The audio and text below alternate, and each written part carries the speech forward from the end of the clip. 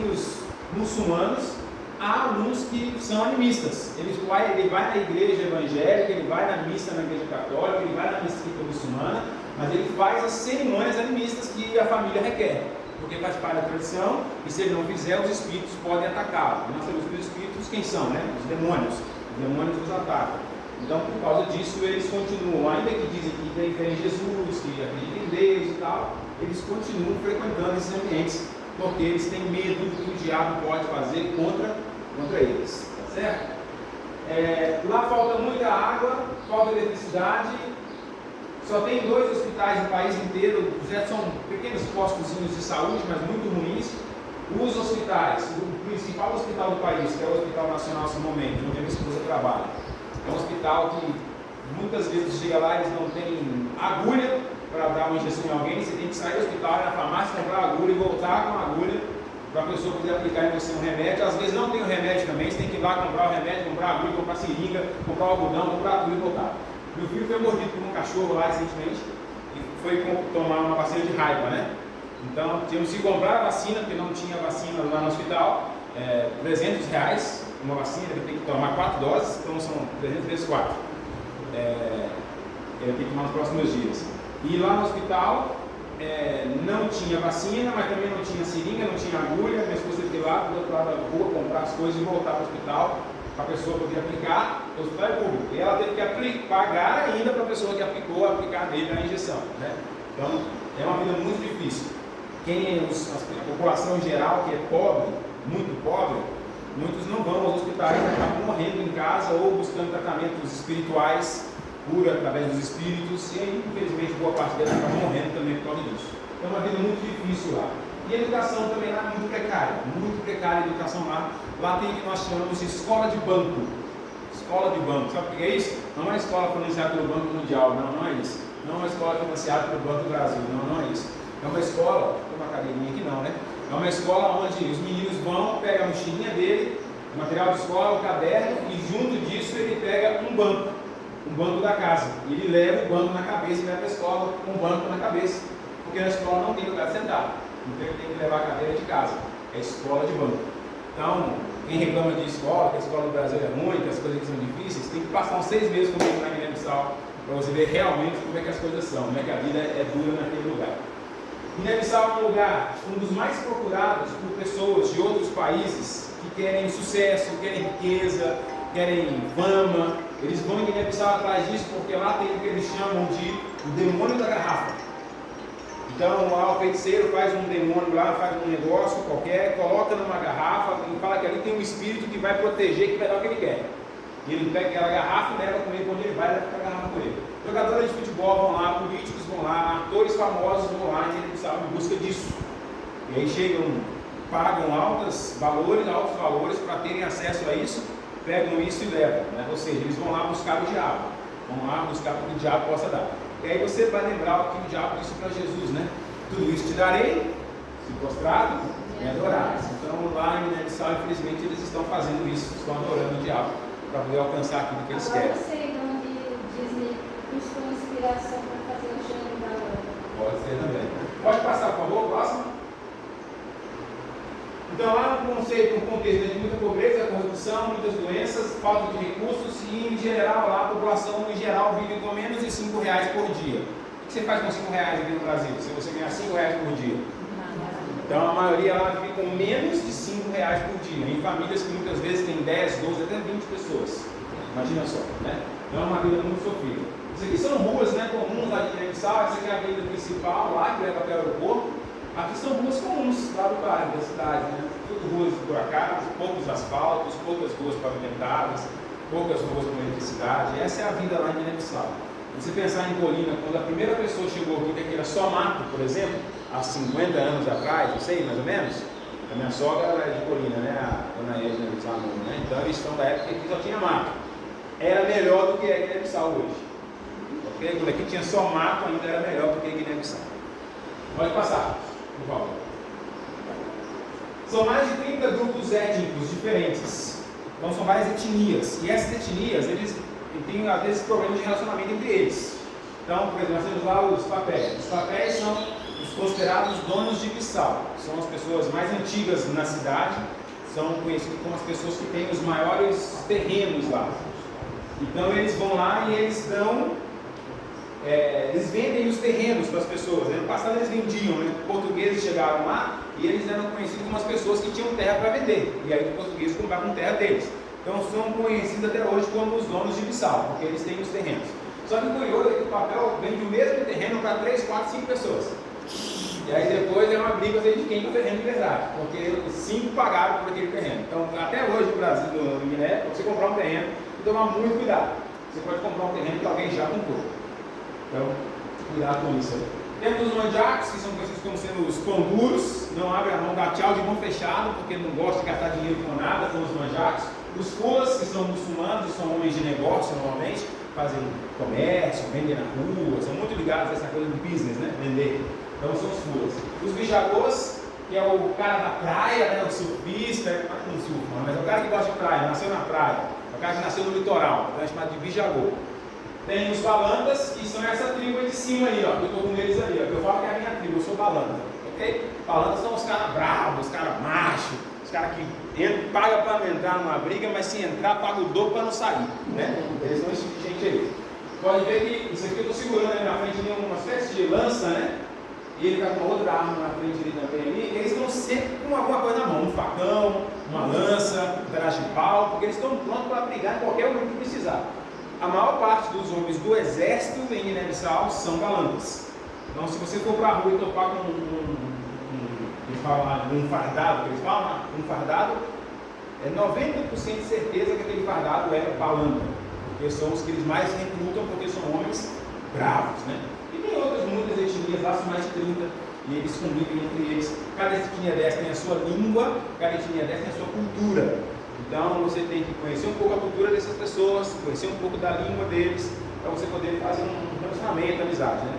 Eu agora estou trabalhando em Bissau, que é a capital, mas nós abrimos agora um pequeno grupo numa vila que fica mais ou menos 1 hora de Bissau, chamada Reno de Tor. Lá no Reno de Tor, a maioria deles são papéis. Então a gente tem que aprender a falar agora papel. E aí eu estava lá tendo a minha aula de papel lá, para aprender a comunicar em papel, né? E aprendi a falar o meu nome, como é que eu falo, como é que eu pergunto o seu nome, como é que eu respondo o meu nome, né? Então você vai aprender também. Você fala assim, ó, Kitimino Jajá. Qual é o seu nome?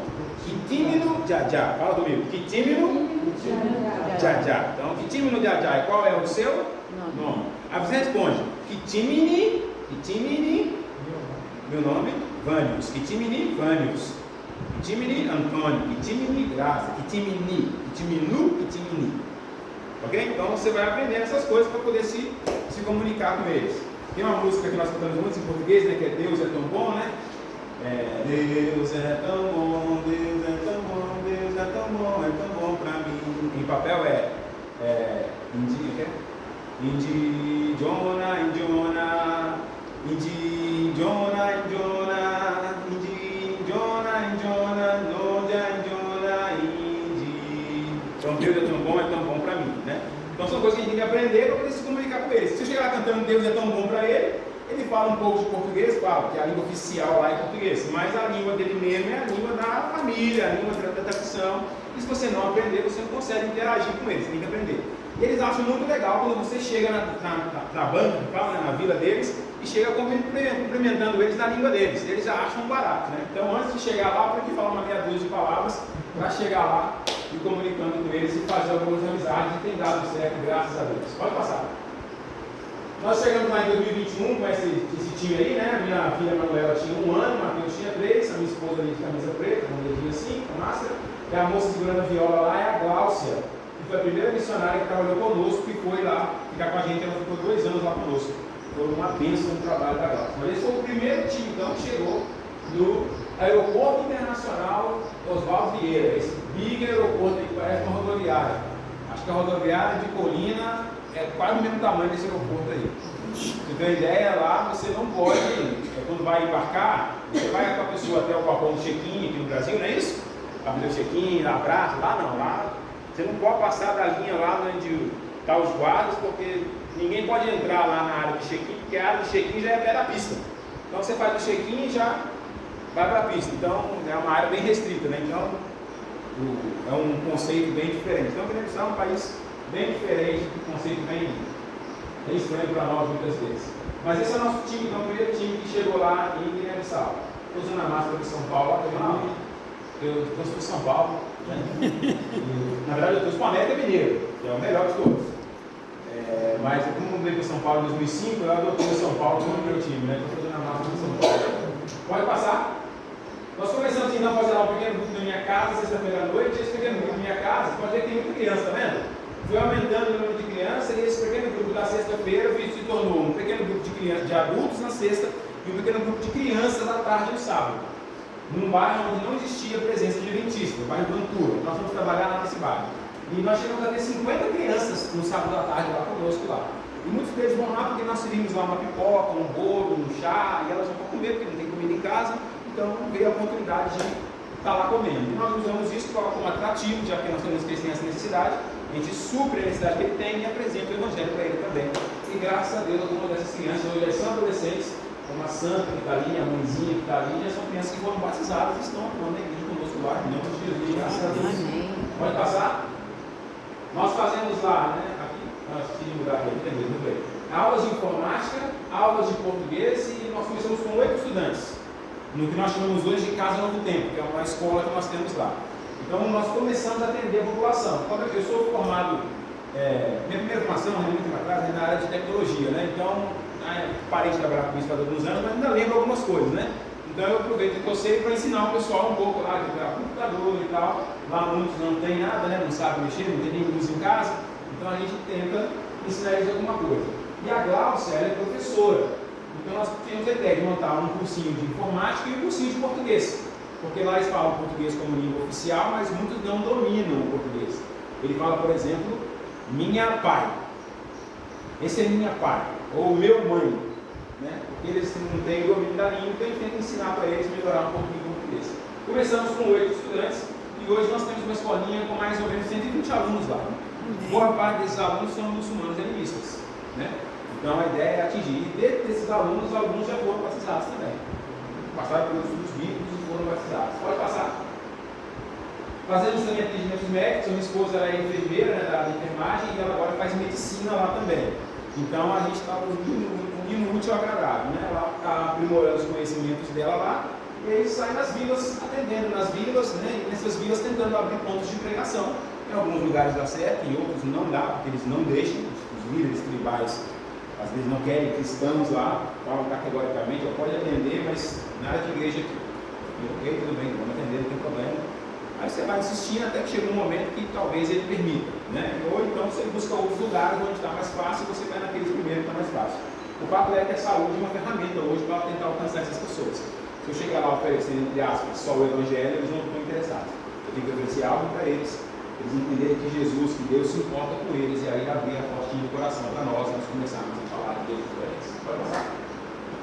Então essa é a Casa Novo Tempo. Hoje nós temos lá cursos de línguas, português, inglês, informática, atendimento de saúde, curso de empreendedorismo, estudos bíblicos e atividades comunicativas com os gravadores, aventureiros, essas coisas que tem lá, tá bom? Pode passar, chama Casa Novo Tempo. Um resumo pequenininho, né? Começamos em 2021 então, com um pequeno grupo, esqueci de colocar em português, desculpe, nosso. Pequenos grupos, depois começamos uma escola em 2022, nossa escola tinha 50 alunos, antes daqueles 8, né? Depois daqueles 8 primeiro, teve 50. Foram feitos os primeiros 3 batismos em 2022 e abrimos o primeiro clube de gravadores no bairro do Anturo, que não tinha presença de adventista, abrimos lá um clube de gravadores. Em 2003, nós tivemos já 8 batismos e a nossa escola já tinha então mais de 100 alunos. Ok? Pode passar. Ali são os batismos que aconteceram, aqueles ali foram em final de 2024, se não me engano. Até agora, até 2005, nós batizamos 35 pessoas lá nessa região, que é uma região do Anturo. 80% das pessoas lá são muçulmanas, né? Então é uma grande vitória conseguir alcançar 35 pessoas. Boa parte deles são jovens que não têm trabalho, que a família não apoia. Eu vou te contar uma história daqui a pouquinho ali, mas a pessoa se converte, ele tem que abandonar todas as tradições, as macumbas, as coisas que faz. E a família fala para ele: se você sair desse nosso ciclo, se você abandonar a nossa cultura, você pode ir embora de casa. Aqui você não come, aqui você não mora, aqui você não fica. Porque eles entendem que ele está rompendo com os espíritos e o espírito vai atacar a família por sua causa. Então você sai daqui, que se atacar, ataca só você. Se for para morrer, quem morra só você. E aí manda embora mesmo a pessoa de casa. Pode passar. Nós temos lá também uma rádio há muito tempo. Essa rádio foi aberta por outros funcionários antes de nós, mas ela ficou fechada há muito tempo por falta de recurso financeiro. Um transmissor estragou lá, teve problema e tal. Aqueles dois da ponta lá é o pastor Herculano, que é o secretário da missão de Adventista em Guiné-Bissau, e o do meio ali é o pastor Gaspar Gomes, que é o presidente da missão adventista lá. Então nós conseguimos um novo transmissor que foi doado pela FM, né? Eu expliquei isso, né? O que é FM? A FM é a Adventist Frontier Missions, que é a agência que eu trabalho. Eu trabalho nessa agência missionária, funciona mais ou menos, né, como uma ADRA, né? É uma agência do Ministério de Apoio da Igreja, que funciona desde 1987 e começou nas Filipinas. O primeiro casal missionário foi das Filipinas. Hoje a FM tem em torno de 35 ou 36 projetos no mundo, com missionários que eles chamam de missionários de carreira. São pessoas que abandonaram seus países, sua terra e foram pregar o evangelho em outro lugar, num contexto onde a igreja ainda não está estabelecida. Essas famílias vão para esses lugares, plantam igrejas lá, ou fortalecem a igreja que já está lá, ajuda a fortalecer a igreja. Depois ele sai de lá e vai para outro lugar, fazer trabalho em outro lugar. Lá ele fica lá mais 5 anos, mais 10 anos em outro lugar trabalhando. Então, como eu, hoje tem mais ou menos umas 25 famílias da FM, né? Pastores que de repente se aposentaram e foram trabalhar lá, ou pastores que não quiseram, no meu caso, né, trabalhar no seu país de origem e foram convidados a trabalhar em outros lugares. Enfim, são vários contextos. O fato é que a FM então doou esse transmissor. E como que a FM doou esse transmissor? Através de pessoas que fizeram doações, porque a FM não gera riqueza, as pessoas não devolvem dízimo para a FM, né? São ofertas voluntárias que são dadas. As pessoas conhecem os projetos e começam a patrocinar, a apoiar os projetos. Então, por exemplo, supomos que aqui na igreja, a igreja se reuniu e falou: nós vamos doar 10 mil reais por mês, não, por semana, né? Para o projeto do pastor Gomes lá em Guiné-Bissau. Então a igreja se reúne, divide entre os irmãos, cada um dá um pouquinho, esse dinheiro vai ser enviado para o projeto missionário.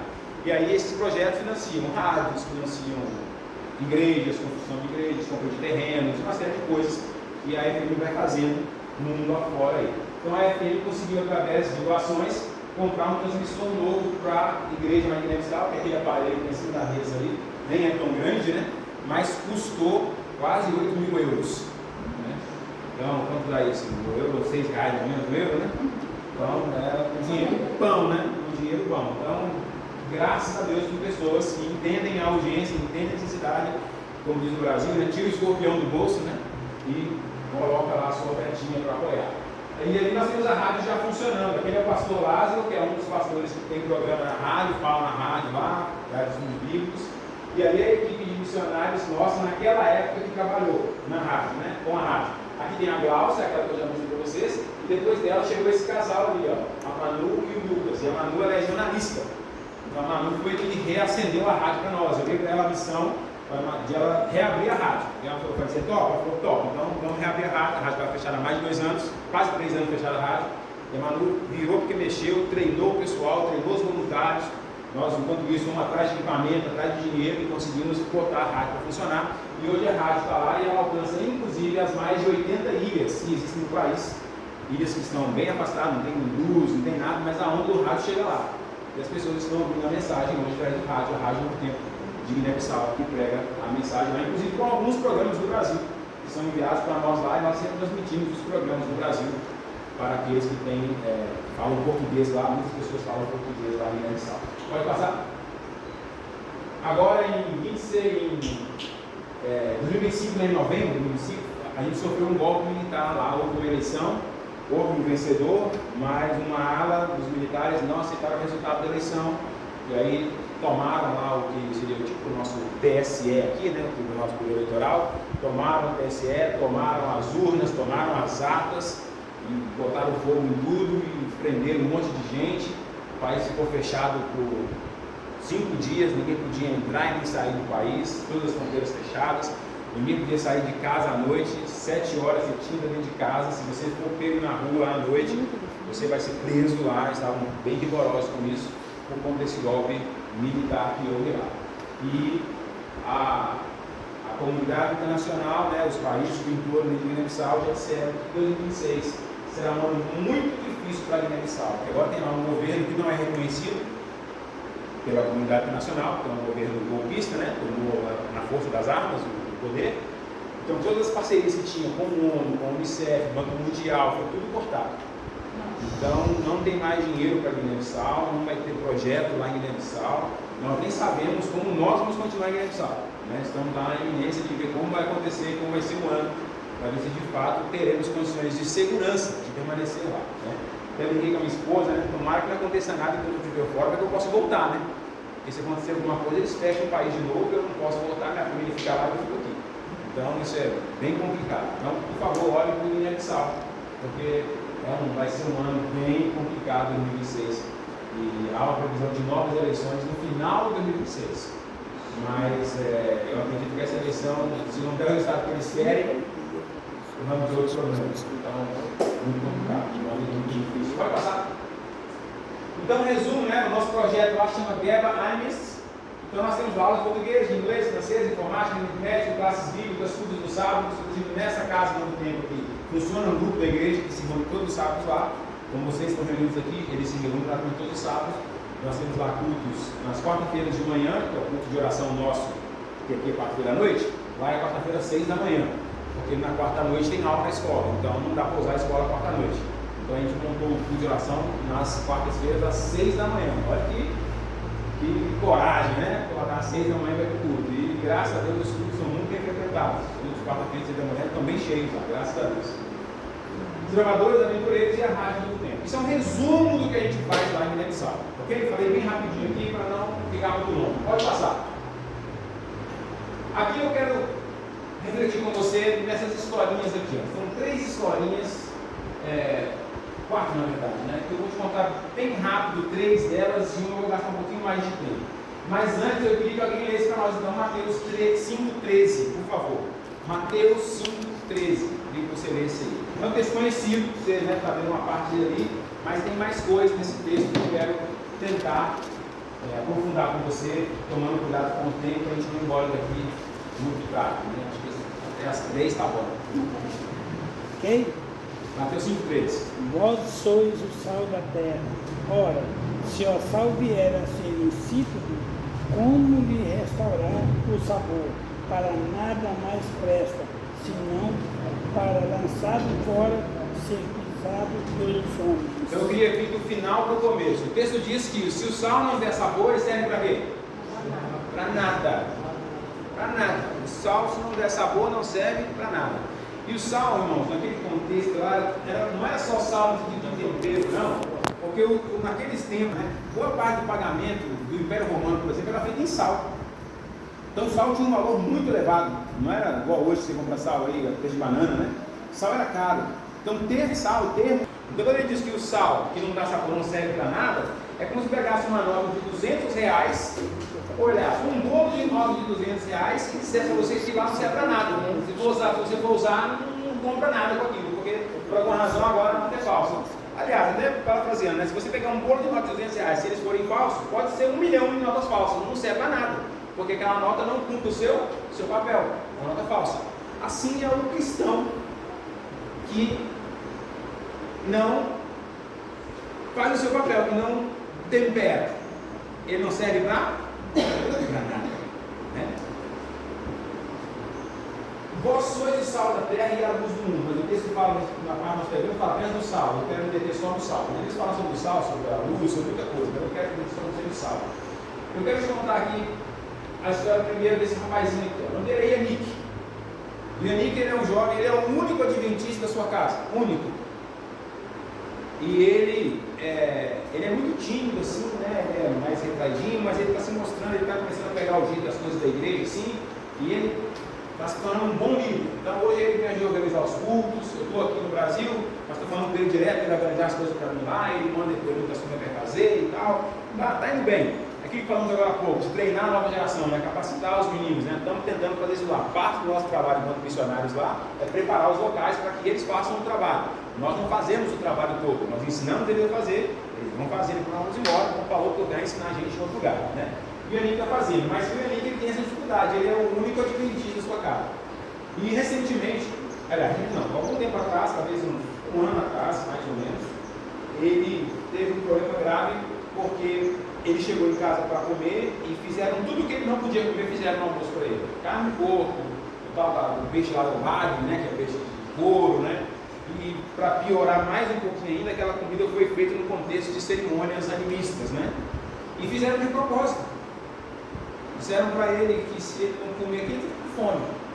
E ele disse, tá bom, então eu fico com fome. E ele começou uma semana de jejum e oração. Então, já que não estão me dando comida, eu vou fazer jejum e oração. Aí me ligou e perguntou, pastor, como é que faz jejum? Como é que é esse negócio de jejum? Me explica isso aí. Aí expliquei para ele como é que funcionava o jejum, mas ver por quê? Não, porque aqui em casa não estão me dando comida, então eu vou aproveitar para jejuar. Olha, irmãos, olha aqui. Que realidade. Esse menino passou uma semana, 7 dias, irmãos, sem comer. Você viu que ele é magrinho, né? E ele ficou mais magrinho ainda. Essa foto eu tirei no dia do nosso culto, 6 da manhã, depois do culto, 6 da manhã. Ele é um dos que organiza o culto, 6 da manhã. Ele que escolhe os temas, ele que escolhe as músicas, ele que prepara ali o culto, né? E ele sem comer, participando das coisas da igreja, contente. E aí, conversando com ele, ele falou, pastor, eu estou muito feliz. Eu falei, cara, por que você está feliz? Ele falou assim, porque eu estou podendo testemunhar para a minha família que nem só de bom tem de bom. Olha só. E graças a Deus ele ultrapassou, venceu, a família retroagiu, voltou atrás. E agora ele está com sua família lá e ele, como ele foi firme, a família entendeu que ele é um homem que não se compra e não se vende, apesar de ter apenas 18 anos de idade. E a família entendeu que ele é um homem de valor, e a família agora tem respeitado a fé dele, e agora começaram até a pedir que ele ore por situações da família. Então ele agora é o pastor da casa praticamente lá, né? Ele está intercedendo na família. E todos os dias de quarta-feira da manhã ele traz algum pedido de oração de alguém da casa dele. Ah, meu irmão, pedi oração por isso, por isso, por isso, minha tia pediu oração por isso, por isso. E na casa dele, irmãos, deve morar umas 15 pessoas. As casas são grandes lá, né? A família dele é uma família que tem um pouquinho mais de condição para as outras, né? Eu tenho um irmão que mora no Brasil, esse irmão trabalha aqui e manda dinheiro para lá, então eles conseguem dar uma condição melhor para eles lá, né? Mas nem por isso é uma vida fácil, é uma vida muito difícil. Então, as suas orações, orem pelo Yannick, por favor. Esse outro jovem chama Machu, ele é macho mesmo, né? Então, Machu. E o Machu, ele é um menino um jovem de 20 e poucos anos, que passou por muitas igrejas evangélicas, sempre foi animista e tal, e tinha aquela ideia de que ele poderia ir em qualquer igreja, porque nas igrejas em geral, você não precisa abandonar as crenças animistas. Você vai na igreja, vai na macumba, e para muitas igrejas tudo bem, tudo certo. O importante é estar aqui com a gente, né? E na igreja adventista, ele tem aprendido que não é assim. Lá a gente ensina que você não pode adorar a Deus e o diabo ao mesmo tempo, tem que escolher, né? Escolher hoje é quem se vive. Se o Senhor é Deus, vai com Deus. Se Baal é Deus, vai com Baal. Tem que escolher alguém. E ele falou que isso tocou ele profundamente. Ele falou, nunca tinha escutado isso. E eu quero batizar. E o Macho vai ser batizado em janeiro agora, desse ano ele será batizado. Né? Tá já frequentando a igreja há quase um ano com a gente lá, participa das classes bíblicas todas as sextas-feiras. E ele falou que o ponto da virada para ele foi estudar o livro de Daniel. Fizemos uma classe lá, quase 4 meses estudando o livro de Daniel. E contexto de adoração, fornalha, aquela coisa toda, perseguição, né, por conta de religiosidade. E ele entendeu, não, agora eu entendi por que os outros fazem ser tão fácil. Porque eles querem, o diabo quer vender a ideia de que você pode servir a Deus de qualquer jeito. Mas eu aprendi que não é assim, para servir a Deus eu tenho que dar o meu melhor. E eu quero entregar o melhor para Deus, eu quero ser batizado. E ele me procurou e falou que ia ser batizado. Então o Machu vai ser batizado agora em final de janeiro, por graça de Deus, ele será batizado junto com outros jovens que também estão se preparando para o batismo. Aquele rapaz lá em cima é o Mário. O Mário ele é papel. Eu não contei para vocês uma coisa dos papéis, né? Os papéis eles têm um prato preferido deles, de comida: carne de cachorro. Né? Então lá no reino de Thor não tem cachorro na rua. Você não vê cachorro andando, brincando, não. O cachorro, se tiver, está preso lá com uma vaquinha, engordando, para algum momento ser abatido. Né? E o Mário, então, eu me falo que ele é meu amigo comedor de cachorro. Ele é papel, ele não come cachorro, não, brincadeira, ele não come cachorro não. Mas a etnia dele come muito cachorro, né? E o Mário, ele frequenta a igreja Universal. A Universal está lá em Guiné-Bissau, para você ver, coisa boa, né? E ele conheceu a igreja Universal através de uma namorada, e vai se casar com essa moça até. Mas ele começou a querer aprender mais da Bíblia. E ele descobriu que na igreja Universal tinha, ninguém ensinava a Bíblia para ele lá, e procurou o pastor lá para aprender, o pastor, ou não sei, se não quis, ou se não podia, se não sabia ensinar muita coisa, não sei. Sei que o pastor não deu atenção para ele, e aí um amigo, rapaz da igreja, outro Jorge, chamado Bidamone, que é o líder de gravador, é amigo dele, falou: lá na igreja o pastor meu lá está estudando Bíblia. Eu te levo lá para você estudar Bíblia. Aí ele falou: total, quero ir. E aí o Bidamone me ligou e falou: pastor, eu estou com uma pessoa assim, assado, que estudar Bíblia. Você pode dar para ele? Eu falei: posso, faz o quê? E aí ele vai lá 2 vezes por semana, segunda e quarta-feira, para estar aprendendo comigo à tarde, antes de ir para o trabalho. E o Mário agora, nós estamos estudando a Bíblia há mais ou menos uns 6 meses, estudando a Bíblia juntos, já estamos. O Mário ainda continua em Universal, ele continua participando lá, ele é bem assíduo na igreja, bem fiel ao pastor dele lá e tudo e tal.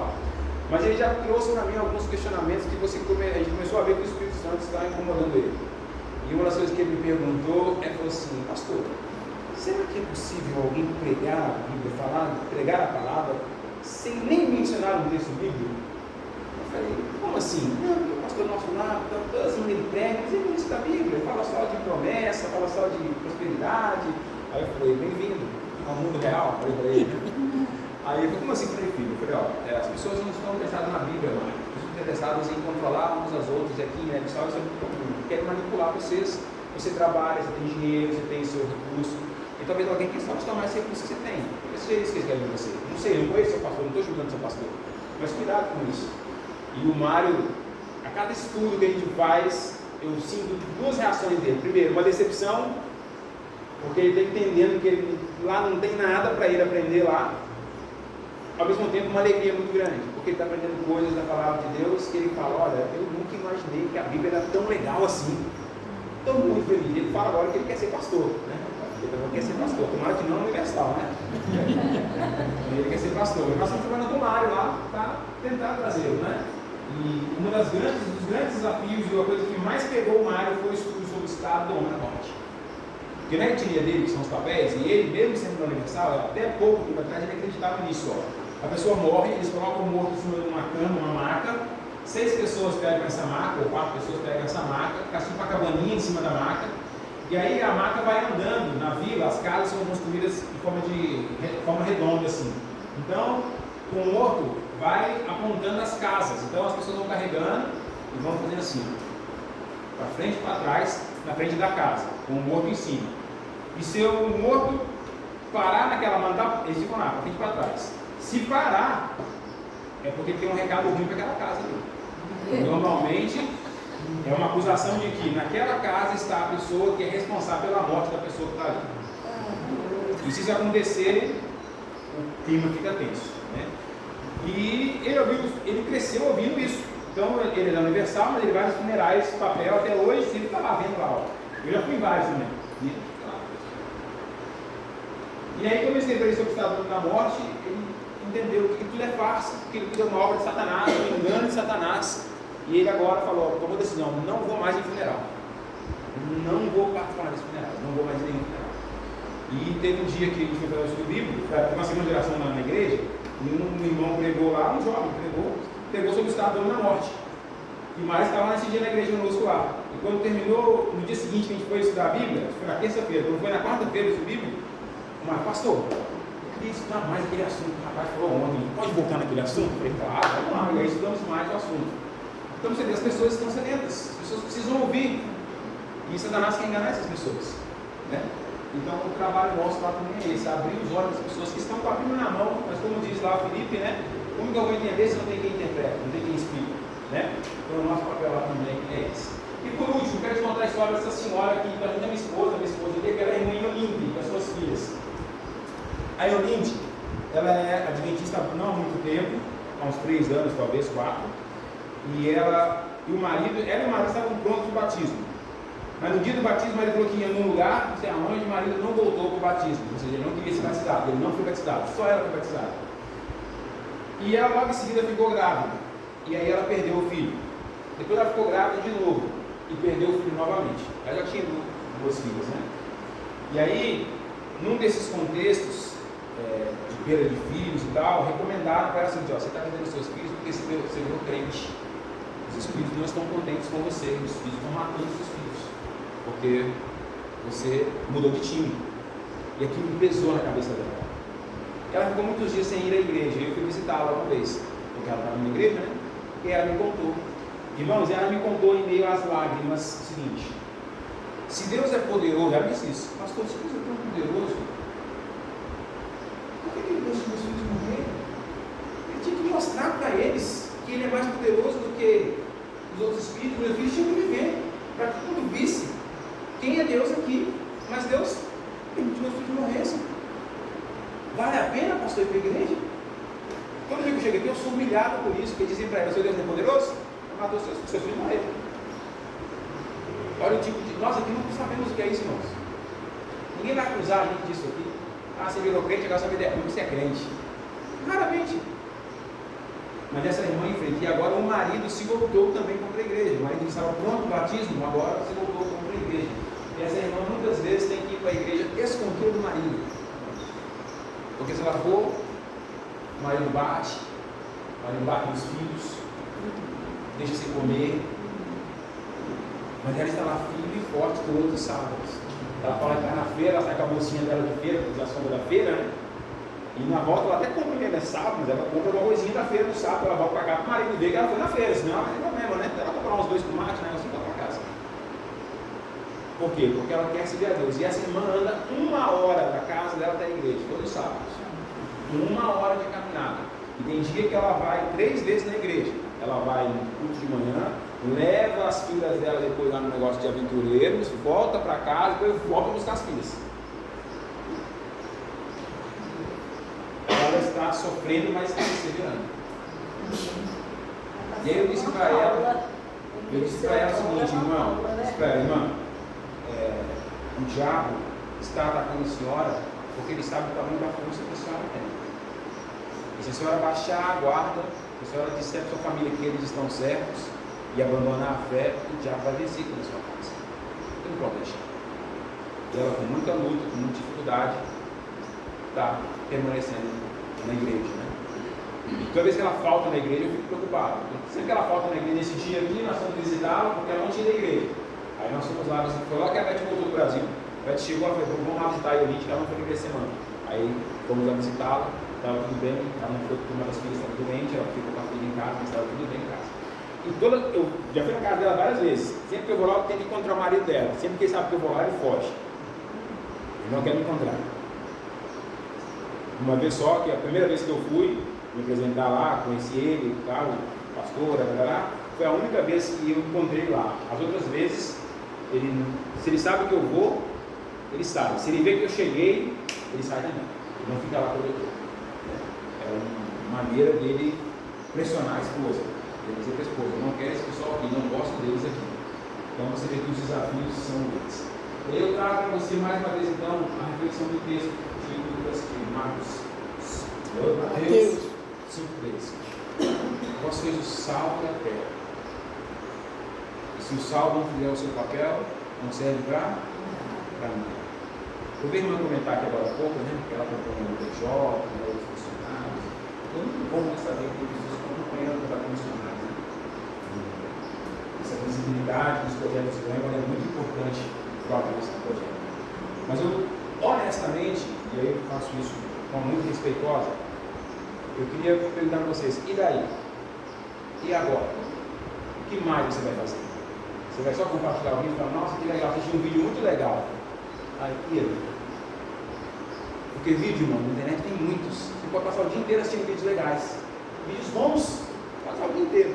Mas se aquilo não fizer você levantar e fazer alguma coisa, não adiantou para nada. Você é o sal que vai ser jogado fora. Eu e você somos o sal que vai ser pisado pelos homens. Eu não sei quanto tempo eu vou ficar em de sal. Quero ficar bastante tempo lá. Meu pai ontem me perguntou, quando estava na casa dele, perguntou para mim assim: vem cá, não tem dia que você está lá assim, que dá vontade de ir embora, não? Eu falei: muitas vezes acontece, quase todos os dias. Quando o seu filho é mordido por um cachorro e o país não tem nem vacina para dar para o seu filho, por exemplo, o que você pensa? Tem que ir embora daqui, não posso ficar. Quando você precisa de comprar açúcar, e o açúcar acabou no país, não tem açúcar no país porque as fronteiras estão fechadas, o país não recebe mais açúcar. Você compra farinha para fazer o pão, não tem pão nas padarias porque não tem farinha mais no país. Os militares prenderam todos os barcos de farinha agora e não vai entregar farinha até segunda ordem. Aí você pensa, o que eu estou fazendo aqui? Eu estou sendo o sal da terra. Não pense que você quer fácil, porque não é. É muito bonito falar, eu sou missionário. É muito bonito ouvir isso, mas estar lá não é fácil. Não são poucas as vezes que a gente tem vontade de pegar o primeiro avião e voltar para cá. Eu estive nos Estados Unidos no ano passado, né? Tive no ano retrasado e no ano passado também. Fui para a reunião da Conferência Geral, inclusive. E eu fiquei pensando, né? Coisa boa ser funcionário aqui nos Estados Unidos, ó. Eu quero ficar aqui. Olha, tudo funciona naquele lugar, irmãos. Coisa boa. Não, estrada tem, hospital tem. Coisas para você comprar, tudo barato lá se você ganhar em dólar, né? Claro, né? Tudo bom lá de preço, pode comprar, você vai gastar, você vai no mercado lá com 100 dólares, um monte de coisa. Uma beleza. E às vezes essa é a grande tentação. Nós ficarmos na nossa zona de conforto, onde a coisa é agradável para nós, como diz a Bíblia, né? Sou rico e abastado, nada me falta. E aí nos assentamos, como diz o nosso hino nacional, né? Deitado eternamente no berço esplêndido, e ali ficamos. Enquanto tem pessoas de outros lugares que estão passando por necessidades que vão muito além do material. Uma irmã como essa aqui, ó, ela luta muito para comer, a família dela tem 2 filhas, né? Ela tem 2 filhas, né? E ela e o marido trabalham muito para conseguir dar 1 ou 2 refeições para os filhos por dia. Então, o máximo que eles vão comer, 1 ou 2 vezes.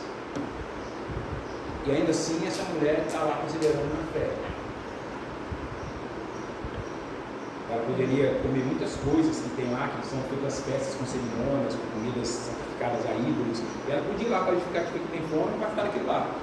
Mas ela não vai, ela passa fome. E ela quer ser fiel a Deus. Porque ela quer ser o sal da terra, ela quer ser a luz do mundo. E você e eu faremos o quê? Irmãos, eu gostaria muito que no próximo ano, quando eu voltasse aqui nessa igreja, eu encontrasse do lado do irmão aqui, do lado desse irmão aqui, do lado desse irmão aqui, 2 ou 3 pessoas que nós ganhamos para Jesus, cada um desde aquele ano. E essa igreja talvez não coubesse mais pessoas, temos que abrir, aumentar a igreja ou comprar outro terreno para ele maior. Nós não podemos nos contentar em vir para a igreja só nos sábados e cantarmos aqui, ficarmos aqui felizes no sábado e depois da semana continuar e a gente se esquecer do que nós somos sal da terra. Não podemos deixar o nosso sabor acabar. E aqui agora eu faço um apelo bem particular para vocês. Nós temos que desenvolver também na obra missionária, aqui e além lá. Muitos de vocês não poderão ir talvez aqui na Missal, não terão oportunidade de ir lá. Mas o seu recurso pode chegar lá, você pode apoiar a igreja financeiramente, a igreja continua o trabalho lá. Irmãos, um pastor adventista em Guiné-Bissau, os pastores que trabalham lá, nenhum deles tem carro. Eu tenho carro lá, que a FM me proveu um carro, mas eles não têm carro. O pastor Gaspar, que é o presidente, anda de 8 a 10 quilômetros todos os dias para ir trabalhar para o escritório da missão. Essa semana que eu treino com ele, indo a pé para o escritório, dei carona para ele para o escritório da missão. Ele é um homem de quase 61 anos de idade.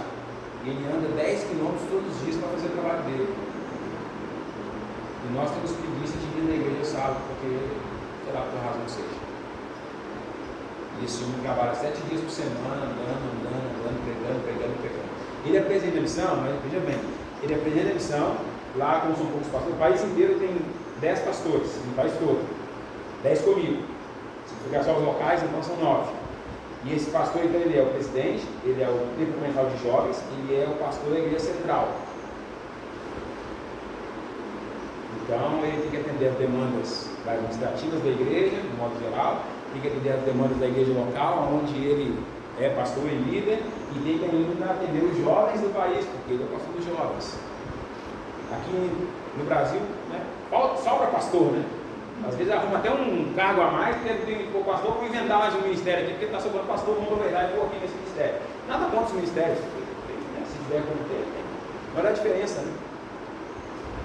Aqui o pastor, eu me lembro da época em que pastores no Brasil, aí o lugar ainda tem isso, né? Mas cuidava de 20 igrejas, 15 igrejas, 18 igrejas. Hoje se fala que o pastor quer ter 6 igrejas e quer morrer de coração. 6 igrejas. Eu falei com um amigo meu, pastor lá nos Estados Unidos, ele é brasileiro, trabalha aqui. Não estou aguentando, cara, estou com 7 igrejas lá no distrito, está muito difícil. Eu falei, cara, lembrado do pastor Atílio, né, que cuidava de 16 igrejas, que era o nosso pastor lá, outros que eu conheci, pastor Rubens Rogério, que é pastor. Trabalhou 8 anos com a gente, né? Bom. Então a vida é difícil. E se aqui é difícil, imagina lá então. Então, irmãos, eu queria convidar vocês. O meu pai, ele recebe, eu mando para ele quase sempre um resumo mensal do que acontece lá. Só que um relatório para as pessoas do Brasil, eu mando para ele. Vocês têm grupo da igreja aqui? Grupo de WhatsApp da igreja? Vou pedir reiteradamente que ele mande para vocês esses relatórios, para vocês acompanharem o trabalho que a gente faz lá. E esse relatório vai para o QR Code, para você fazer uma doaçãozinha também para nós lá, né? Mandar um recurso. Eu estava vendo, né? Eu fui comprar ontem uma rosca para minha mãe comer e um pãozinho lá, eu gastei R$36, uma rosca e meia dúzia de pãozinho. Você está com R$50 aqui, não é nada com dinheiro mais, né? E nós gastamos com a pizza, gastamos com uma série de coisas que não que você não possa gastar, você pode gastar com a sua pizza, com o seu passeio, é bom que você faça isso mesmo. Mas não diga que você não pode ajudar o mundo, porque você não tem dinheiro. Porque a gente sempre tem. A gente só não tem para aquilo que não é verdade para nós. Para aquilo que não é verdade, nós não temos. Mas para aquilo que é verdade, nós sempre teremos. Então faça do campo missionário a sua prioridade também. E você vai ver, quando diz agora a nossa história aqui do Provar Verde, né? Nós temos um Deus que supre necessidades, Provar Verde. Provar Verde. Então, eu queria convidar você a se engajar conosco lá, nesse projeto missionário, com as suas orações, com os seus recursos. Quem sabe aqui, né? A igreja tem jovens aqui. Quem sabe não tem jovens aqui que vão sair do campo missionário algum dia também. Né? Vou receber na minha casa agora, no final de janeiro, uma senhora. Ela tem quase 70 anos. E ela está indo para o campo missionário aos 67 anos, coisa assim. Ela está indo para o campo missionário. Ela vai ficar na minha casa hospedada há um tempo, se adaptar, depois vai para o local de trabalho dela. Ela vai trabalhar numa ilha, onde não tem água nem luz. A água só no poço. E luz só de lanterna de vela. Não tem fogão a gás, nada disso, onde ela vai ficar. E ela está feliz indo para lá, porque ela quer cumprir o chamado da vida dela. Aos 60 anos de idade. E nós falamos que nós somos velhos ainda, alguém de 40 anos, 50 anos, não pode, todos nós podemos fazer alguma coisa. Eu finalizo com uma frase de um escritor, Oswald Smith. Ele diz uma frase muito bonita, que ele fala o seguinte: ninguém tem o direito de ouvir o Evangelho a segunda vez. Ninguém tem o direito de ouvir o Evangelho a segunda vez, enquanto tiver alguém que não ouviu a primeira. Se você ouviu o Evangelho hoje a primeira vez, você tem que contar para alguém que não ouviu ainda, ao invés de você sentar aqui para ouvir mais coisas. Não que você não possa, mas não tem tempo para isso. Apocalipse 14 é muito claro em nos dizer, né? Temei a Deus da glória, porque quer chegar a hora do seu juízo. Jesus se aproxima. Como diria o pastor Renato de Oliveira, né? Nós já podemos ouvir uns passos de um Deus que se aproxima. Quanto tempo mais nós temos? Nós sabemos. Então nós temos que nos engajar na obra missionária. Eu queria convidar a igreja comigo para nesse ano, aqui, no seu campo local, para que vocês trabalhassem com ainda mais força do que já trabalharam até agora, para que o número dos salvos se multiplique aqui nessa cidade. E para que esse número de salvos que vai se multiplicar possam contribuir e ajudar para que em outros lugares onde o Evangelho não chegou, o Evangelho também possa chegar. Que Deus abençoe a todos nós e o Espírito Santo nos impulsione na sua missão, na obra de Deus, e que a gente avance firme e forte como igreja militante, que em breve será uma igreja triunfante. Amém. Vamos sentar no final agora, é isso? Vamos sentar no hino 269, no Inário Novo, não sei se é o Sal da Terra. A música diz: Jesus nos deu essa missão, o seu amor compartilhar. Somente entraremos em missão se o amor de Deus nos